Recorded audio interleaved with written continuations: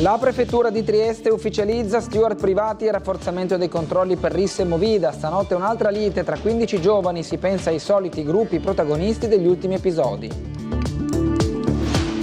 Tornano le notti da incubo in piazza Perugino, schiamazzi e musica ad alto volume con le casse e lanci di bottiglie in vetro. 3 volanti sul posto nella notte, residenti esasperati. Operaio della SBE di Monfalcone accusa un malore e muore durante il turno di lavoro. Inutili tentativi di rianimazione e l'intervento dell'elisoccorso. È morto dopo il ricovero all'ospedale. La truffa da 20.000 euro a un'anziana triestina è solo l'ultimo episodio di una piaga senza fine. 7.000 episodi analoghi registrati in regione nel 2025. Domani sciopero di 4 ore con presidio in Piazza Unità degli addetti Startech. I sindacati dicono urgono certezze sul piano industriale per il futuro. Centri estivi e ricrestate, proclamato lo sciopero nel primo giorno di servizio, il 15 giugno, per ferie negate ed emergenza personale con troppi pochi educatori, secondo i sindacati. Verdesca attacca Gabbiano nel Golfo di Trieste, ma il Coccal si salva liberandosi in volo. Il video e gli approfondimenti sullo squalo dell'area marina protetta di Trieste. Ora è ufficiale, tornano gli steward privati per sostenere lo sforzo delle forze dell'ordine nel garantire la sicurezza a Trieste. Lo si è deciso nel corso dell'odierno Comitato Provinciale per l'Ordine e la Sicurezza Pubblica, presieduto dal prefetto Petronzi, al quale hanno partecipato gli assessori alla sicurezza di Regione e Comune, Roberti De Gavardo, il vice sindaco Tonel, i vertici delle forze dell'ordine e della polizia locale e per gli esercenti il presidente della FIPE Lonza. È stato un comitato che ha fatto un po' il punto su quest'idea che era stata lanciata negli ultimi giorni di utilizzare il supporto e il servizio fondamentale di alcune guardie giurate e si riprende un po' quello che è il concetto di sicurezza integrata a cui devono in qualche modo contribuire tutti, quindi sono molto contenta che le attività economiche siano vicine alle istituzioni, alle forze dell'ordine su questo tema. Esaminando gli ultimi episodi di risse e disordini nelle aree della movida serale e notturna, con particolare riferimento a Piazza Venezia e via Torino, è stato deciso che la vigilanza delle forze di polizia e della polizia locale sarà rafforzata con altri servizi mirati e si è convenuto che potranno a breve essere nuovamente impiegati gli steward nel solco di quanto sperimentato positivamente in occasione della Barcolana. Intanto anche il Comune sta studiando nuovi provvedimenti, in particolare per limitare gli orari di vendita di alcolici. E voglio bloccare la vendita dopo mezzanotte di alcol, perché vedo quando giro di notte vedo troppi ragazzi ubriachi. Basta ubriachi, basta bere. Un altro episodio di rissa è stato segnalato nella notte scorsa in piazza Venezia. Le volanti della questura sono intervenute attorno alle 3:30 di notte all'altezza dei primi pub della via Torino. Negli spazi antistanti una quindicina di giovani si erano picchiati a diversi gruppi per alcuni minuti. All'arrivo della polizia uno di questi si era già dileguato. Stando alle prime analisi dei video di sorveglianza, nello spazio pubblico pare si tratti degli stessi soggetti protagonisti di risse nelle zone della movida triestina, quindi evidentemente sempre gli stessi gruppi che si sono di nuovo scontrati. Con l'arrivo della bella stagione tornano anche le brutte notizie per i residenti di piazza Perugino, le notti insonni per schiamazzi, musica ad alto volume e lanci di bottiglie in vetro sono iniziate nuovamente.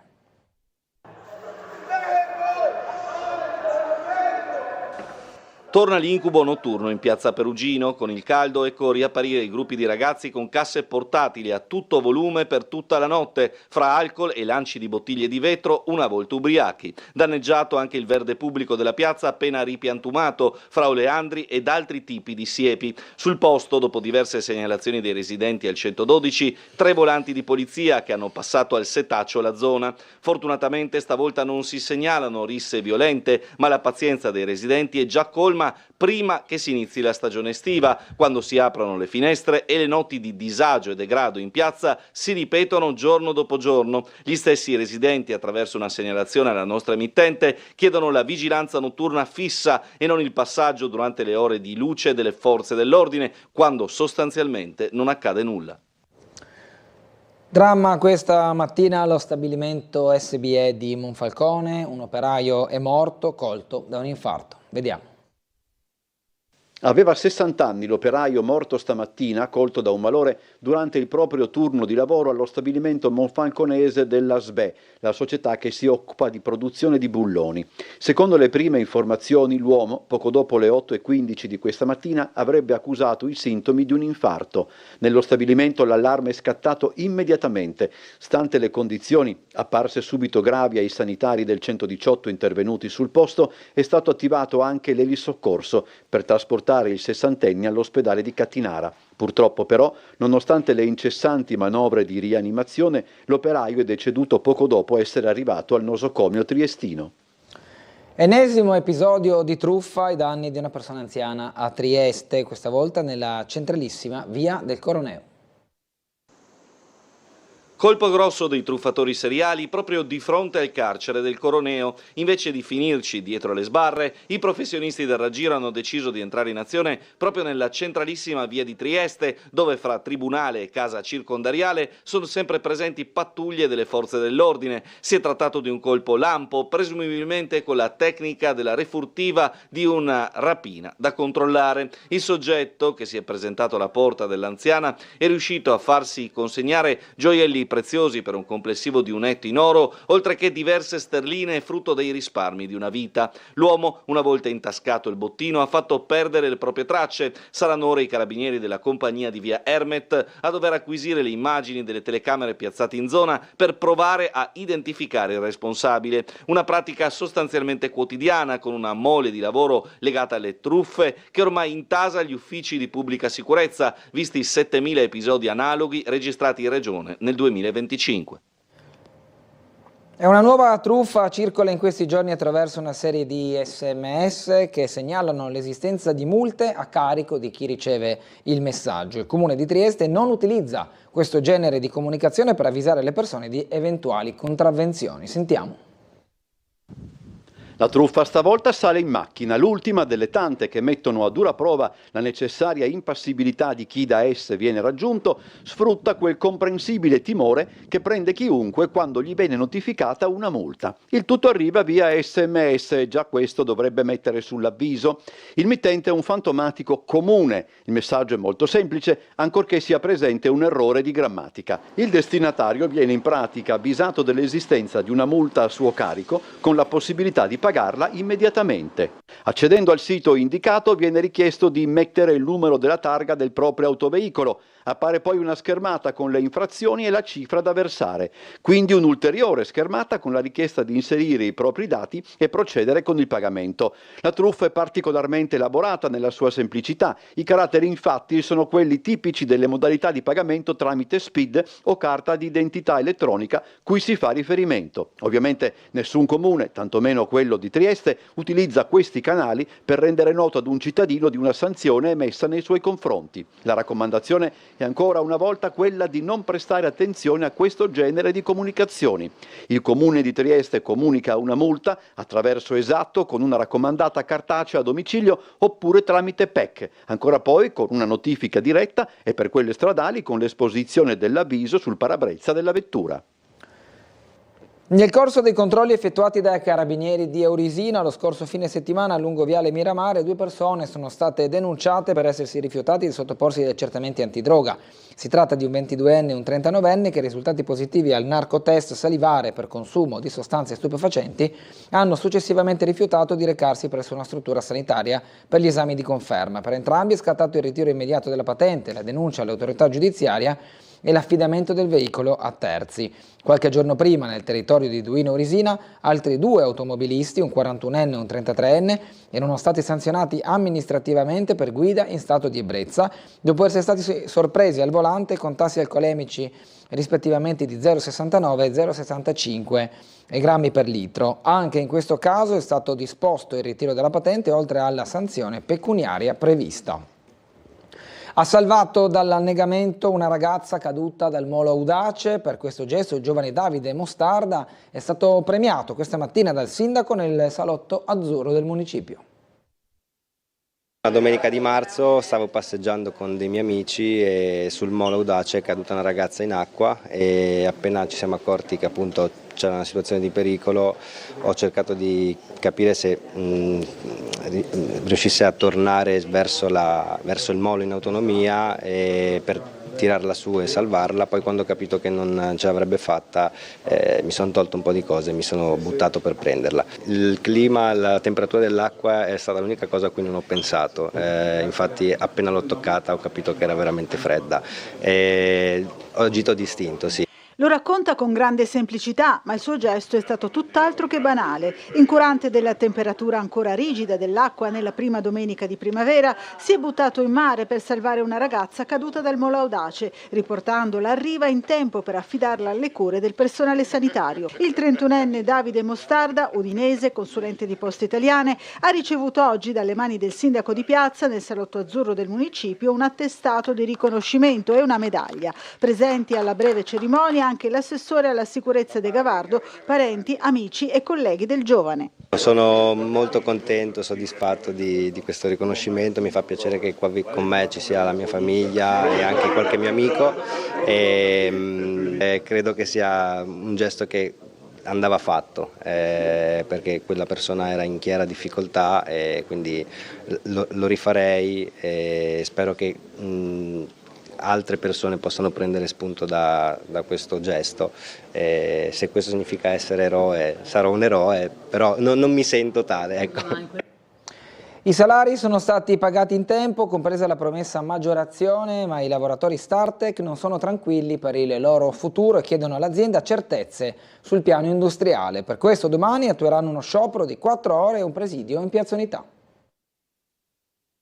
Se gli stipendi sono arrivati, questo è un primo passo importante, perché insomma, ristabilire una regolarità retributiva era fondamentale per dare anche ossigeno ai lavoratori. Dobbiamo capire quali sono le nuove, il nuovo sostegno a quel piano industriale. Hanno ricevuto gli stipendi nei tempi previsti e maggiorati del 5% per compensare il precedente ritardo, così come promesso dall'azienda all'ultimo tavolo ministeriale, ma i 320 lavoratori della Startec sono preoccupati per il futuro e chiedono certezze sugli investitori che consentano l'applicazione del piano industriale. Nel mese scorso è venuto a mancare l'appoggio di quelli che devono essere i principali investitori, soci e quant'altro, quindi il prossimo incontro che ci sarà al Ministero dovrà svelare un po' le carte se la proprietà è riuscita a trovare dei nuovi finanziatori, dei nuovi soci, quindi per ridare ossigeno a un piano industriale che conferma negli intenti, ma ovviamente se mancano le gambe diventa difficile da sostenere. I sindacati di categoria di CGIL, CISL, UIL e UGL promuovono quindi un presidio per domani mattina dalle 10 davanti alla prefettura in Piazza Unità. Nell'occasione è stato indetto uno sciopero di 4 ore anche per consentire la presenza dei lavoratori in turno. Quindi la manifestazione di domani ha lo scopo di sensibilizzare anche attraverso il prefetto, quindi insomma chi rappresenta il governo sul nostro territorio, tutta la nostra preoccupazione rispetto a una realtà industriale che oggi occupa 330 lavoratori e che rappresenta comunque un punto di eccellenza del nostro territorio. Fallito il tentativo di conciliazione tra i sindacati e il comune sui nodi delle ferie e della carenza di personale, i lavoratori dei servizi educativi proclamano lo sciopero per il 15 giugno, primo giorno dei servizi estivi comunali.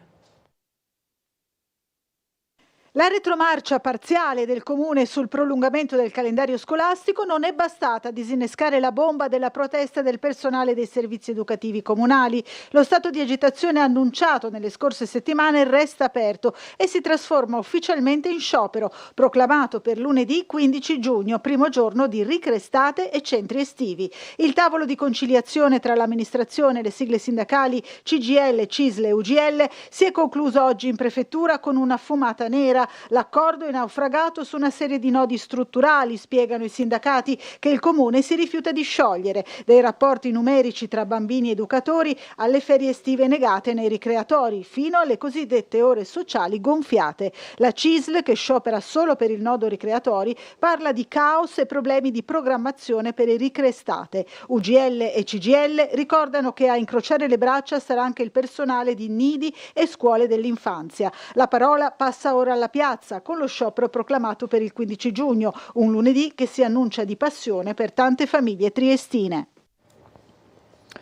L'ignaro gabbiano che non se l'aspettava di certo, ma la sorpresa e l'emozione l'ha vissuta anche chi stava in barca a godersi lo spettacolo. Sotto gli occhi di un socio della società nautica di Grignano, ieri nel Golfo di Trieste si è palesato un maestoso esemplare di verdesca, conosciuto anche come squalo blu, una delle specie di elasmobranchi che popolano abitualmente il nostro mare. L'individuo di oltre 2 metri di lunghezza potrebbe essere uno dei grossi maschi che in questa stagione raggiungono il nord Adriatico, nota zona di nursery di questa e altre specie di squaliformi, per intercettare le femmine ai fini dell'accoppiamento. I rituali sono piuttosto violenti, il maschio può percorrere anche lunghe distanze per individuare la femmina e quando la intercetta tenta di afferrarla mordendola, soprattutto vicino alle pinne pettorali o ai fianchi.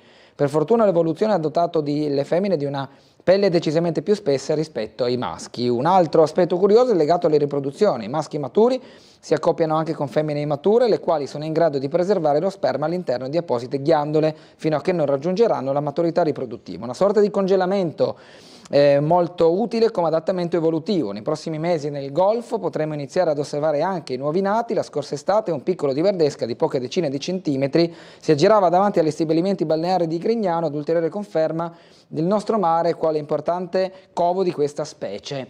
In questo caso l'esemplare proprio di verdesca ha attaccato un gabbiano che si trovava radente mare, gabbiano che poi è riuscito però ad andare via in tempo prima di essere afferrato. Parte oggi la prima giornata di Mare Nord-Est, manifestazione internazionale dedicata al mare, alla subacquea, alla cultura marittima, rivolta oggi agli studenti delle scuole superiori e anche agli universitari. Parte alla grande la 15ª edizione di Mare Nord-Est che si inaugura oggi, giovedì 28 maggio, in Piazza Unità con gli stand, con tanti giovani, tante fotografie, installazioni, attività, ci sarà poi il tridente, la traversata, c'è tanto in questa edizione. Sì, 15ª edizione, quindi come si scrive, anzi come viene scritto sull'Amerigo Vespucci, non chi inizia ma chi persevera, e quindi noi dopo 15 anni veramente di lavoro siamo riusciti veramente a fare un evento che riteniamo estremamente importante soprattutto per la diffusione della cultura del mare, che è un po' il nostro obiettivo fondamentale. Veniamo dal mondo della subacquea, però ci occupiamo spesso anche delle coste. E come ci ha raccontato Roberto Bolelli, sono proprio i ragazzi delle scuole i protagonisti della giornata inaugurale di Mare Nord-Est. Alle mie spalle in fondo c'è lo spazio dove sono state allestite le loro fotografie accanto a quelle dei professionisti. È emozionante vedere soprattutto tanti ragazzi giovani e questa apertura con il botto, con l'Istituto Nautico, che veramente insomma così ci riempie di orgoglio, e soprattutto anche quello che a noi preme è l'interazione dei ragazzi. Infatti vedere come i ragazzi del Politecnico di Torino, che sono qui presenti con un loro stand e soprattutto con delle loro creazioni, interagiscono direttamente con i ragazzi del Nautico, quindi quello proprio che noi abbiamo a cuore. Manuele Vitale, ospite a Mare Nord-Est, ci sono foto che raccontano un paesaggio, un animale, un ambiente, ci sono altre foto che fungono più da manifesto, che racchiudono dentro una simbologia, un racconto e che, se non capite al volo, potrebbero essere spiegate. Sì, infatti è stato organizzato questo progetto di fare delle foto concettuali, dando un tema ai ragazzi, e ci sono riusciti. È stato un bellissimo esperimento, perché grazie a loro siamo riusciti ad avere una serie di fotografie dove ho spiegato che in questo caso le foto non devono essere belle, ma devono essere buone. Devono essere buone perché devono raggiungere un concetto, un obiettivo. E Mare Nord-Est è vicino e ha abbracciato questa filosofia, cioè che il mare debba essere presentato in tutte le sue forme, anche fotograficamente, sia nella parte bella delle foto con alcuni grandi fotografi, ma anche delle foto buone che possono raggiungere un obiettivo anche con i ragazzi. Ci fermiamo ora per la pubblicità, torneremo tra poco con altri servizi. Bene, ritrovati con il telegiornale serale di Tele4, ricordandovi ancora una volta gli ospiti di Ring dell'appuntamento di questa sera a partire dalle 21:10 con Ferdinando Avarino. Ospiti saranno Edi Morandini della lista Federica, Diego Moretti del Partito Democratico, Maria Rosaria Capozzi del Movimento 5 Stelle, il senatore Marco Dreosto della Lega, l'onorevole Walter Rizzetto di Fratelli d'Italia. Alle 22:25 con il titolo Gelo Electrolux, licenziamenti confermati, la conversazione assieme a Roberto Zami della Wilm, Gianni Piccinin della CISL e David Bassi della CGIL. Trieste e Bucarest al centro del confronto tra i paesi dell'iniziativa centroeuropea. In agenda integrazione europea, cooperazione regionale e nuove strategie per il futuro dell'organizzazione. Doppio appuntamento istituzionale per l'iniziativa centroeuropea tra Trieste e Bucarest, con al centro il tema dell'integrazione europea e del rafforzamento della cooperazione regionale. Nel capoluogo giuliano il segretariato esecutivo dell'INCE ha ospitato la riunione del Comitato dei coordinatori nazionali dei Paesi membri, dedicata alle prospettive strategiche dell'organizzazione dopo il 2026, al rilancio del Summit INCE e al rafforzamento dei rapporti con l'Unione Europea, Nazioni Unite e organismi regionali. Al centro del confronto anche gli strumenti operativi dell'INCE, tra cui fondo di cooperazione, assistenza tecnica e progetti europei. Ovviamente i processi di integrazione avranno passi diversi, prima i Balcani occidentali che attendono da decine d'anni, ma certamente non possiamo non sottolineare, non ricordare quanto ha detto il cancelliere tedesco Merz in questi giorni. Io credo che il popolo ucraino e l'Ucraina stiano in Europa più di molti altri paesi in questo momento, perché da oltre 4 anni stanno difendendo un principio che è alla base dello Stato di diritto su cui è nata l'Unione Europea, cioè il diritto di autodeterminazione di un popolo. Nei giorni precedenti al Parlamento romeno di Bucarest si era riunito il Comitato parlamentare dell'INCE. I lavori hanno riguardato connettività infrastrutturale e digitale, ruolo delle autorità locali e coinvolgimento dei giovani nel processo di integrazione europea, con attenzione ai Balcani occidentali, all'Ucraina e alla Moldova. Vedo una grande attenzione intorno al corridoio AMEC, che è molto importante, che unisce l'India Middle East Corridor dall'India fino al Mediterraneo, e il ricordo che l'Adriatico è un canale di passaggio fondamentale, così tutti i paesi che lo compongono si affacciano o ne sono parte e costituiscono un po' la sfida per ottenere dei risultati concreti in tema di connettività su questo. Intervento, come dire, extramoenia della Fondazione CR Trieste. Questo pomeriggio, grazie ad un contributo dell'ente, il Parco Giochi di Monrupino si è arricchito di una nuova struttura. Sul posto Umberto Bosazzi. È bello anche per noi poter sostenere iniziative che si svolgono di fuori il Comune di Trieste, che è quello nostro elettivo storicamente. Quella che ha a che fare con i giovani, in questo caso addirittura con i bambini, è di sicuro la linea di intervento più bella fra quelle seguite dalla Fondazione CR Trieste, che oggi ha aggiunto un ulteriore tassello ad un mosaico già ricco di per sé, con l'inaugurazione di una nuova struttura nel Parco Giochi di Monrupino, nella zona del Muzzar, sopra la palestra. Quest'anno ci è dato questo aiuto concreto per le nostre famiglie, per i nostri ragazzi, per i nostri piccolini. Abbiamo ricevuto in dono i giochini che si vedono qui dietro sullo sfondo, ovviamente un arricchimento per tutto il territorio, per i servizi che diamo alla nostra cittadinanza. In poco tempo siamo riusciti a ripristinare integralmente questa altalena che speriamo venga utilizzata e che venga gradita dai bambini di Monrupino e magari anche dai turisti che vengono in questa zona. Il costo dell'intervento si aggira sui 5.000 euro, particolare attenzione è stata dedicata alla sicurezza. L'altalena è saldamente fissata al terreno in modo da garantirne una stabilità assoluta. La Fondazione CR Trieste era già intervenuta nel parco, più di una decina di anni fa era stato realizzato l'attiguo castelletto, ottimamente manutenuto nel corso del tempo. Ringrazio di cuore il Presidente Paniccia e tutta la Fondazione per l'importante supporto che ci danno in ogni occasione. Salperada a Trieste alla volta della Turchia per proseguire in moto verso la Mongolia, la carovana di Moto for Peace. Oggi in questura la presentazione dell'evento benefico che nella nostra città si appoggia all'Associazione Nazionale Polizia di Stato. Saremmo ad accogliere i bikers provenienti dal Veneto nella mattinata di domenica, poi ci sarà l'incontro con la cittadinanza, speriamo in Piazza Verdi, con un punto stampa alle ore 11, prima poi dell'imbarco nel pomeriggio di questa importante carovana benefica. Così Maurizio Iannarelli, presidente della sezione triestina dell'Associazione Nazionale Polizia di Stato, sintetizza quanto accadrà domenica mattina prima che il gruppo di 12 motociclisti, che sabato partirà da Roma, si imbarchi per raggiungere la capitale della Mongolia, Ulaanbaatar, per il viaggio solidale Asia e Moto for Peace 2026. È importante perché la città ha bisogno anche di questi eventi e con un certo orgoglio, insomma, Moto for Peace e Asia hanno scelto come AMS il partner per garantire assistenza e garantire quindi una bella visibilità. L'iniziativa nel suo complesso è stata illustrata stamani in questura, presente il vicequestore Leonardo Boido. Il viaggio durerà poco più di 45 giorni, l'itinerario è stato modificato doverosamente tenendo conto della difficile situazione internazionale. Da Trieste la carovana raggiungerà la Turchia, poi in moto attraverso Georgia, Russia, Kazakistan, Uzbekistan, di nuovo Kazakistan e Russia, per poi entrare in Mongolia. Moto for Peace è un'associazione composta da personale della Polizia di Stato, dell'Arma dei Carabinieri, della Guardia di Finanza e di altre polizie europee. Della carovana fa parte anche un agente spagnolo. Quest'anno collaboriamo con l'associazione Asia e diciamo che loro si occupano di tutta quella zona lì della Mongolia e la zona himalayana. Noi abbiamo scelto di appoggiare un progetto per migliorare la qualità, diciamo, dell'insegnamento presso le scuole periferiche di Ulaanbaatar. Questo era l'ultimo servizio, ma prima di salutarvi un'altra notizia. Elettra Sincrotrone Trieste, Giovanni Comelli, nuovo presidente per guidare Elettra 2.0.